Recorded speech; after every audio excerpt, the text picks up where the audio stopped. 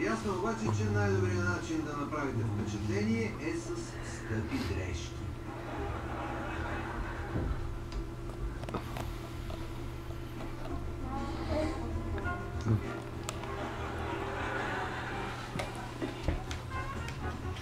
Дори и без тях обаче някои са с сладки положения. За тях животът е лесен, всеки им гажда, всеки им се милува. Покрай това и те самите почват само да търсят внимание и да гонят чужди погледи. Че даже и през камера.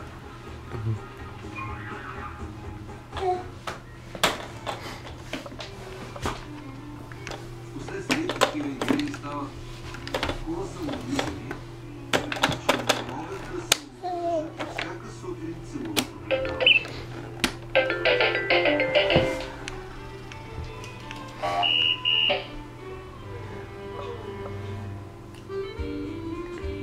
А видите ли, тези листи просто решават, че са център на внимание и направо го нападат.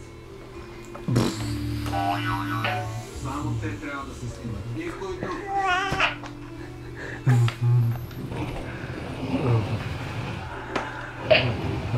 Разбира се, щом се видят на запис, веднага скачат да се самопоздравяват. Това означава самовлюбен. Самовлюбен, ама на квадрат. Ако видите как се гледат на запис, тогава вече не е запис.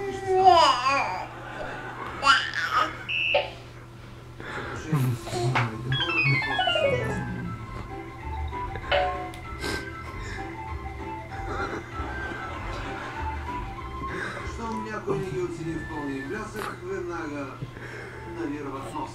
Или каквото там.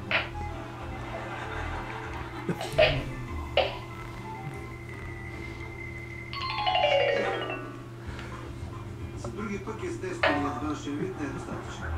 Аксесуарите и картифлишките са задължителни. От сутрин до вечер. А в някои случаи направо започват да се слагат присадки, удължения, разни модни измишльотини.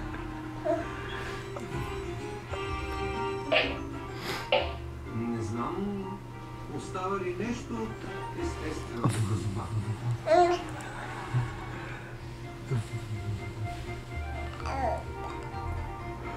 Труд бива от външна намеса, а толкова.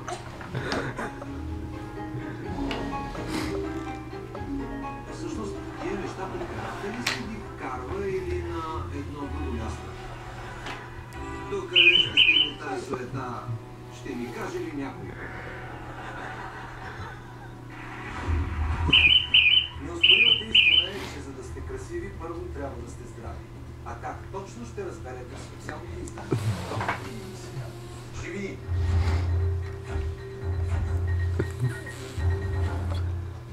Започваме с един репортаж от току-що отворена свръхмодерна американска ветеринарна клиника. Както виждате, лекарите са снабдени с оборудване по последните присъци на техника. От модерни скенери до гори ръце. Внимателният медицински персонал е готов винаги да обслужи дори най-тежките случаи. Като например тази котка, която упорито отказва да се отвори устата, за да й прегледат зъбите. За мен това е тежък случай. След прегледа на животните остава щастливо да се приберат и да се надяват никога да не се върнат от това. Когато във всяка болница обаче, прегледът не е достатъчно. И разбира се, гледат тъжно и вече може да се ходи. И както във всяка болница, ако тръгнат да изредят на цените, клиентите лека по лека почват да ги стякат ръка. А понякога прегледът става малко по-личен, отколкото и такова. В други случаи, само чакане, пациентът някак си се чувства смален. Да не говорим какво става, ако лекарите прекалят с медикаментите. Тогава усещането наистина е било замайващо. Пациентите просто не знаят по коя земя ходят. Но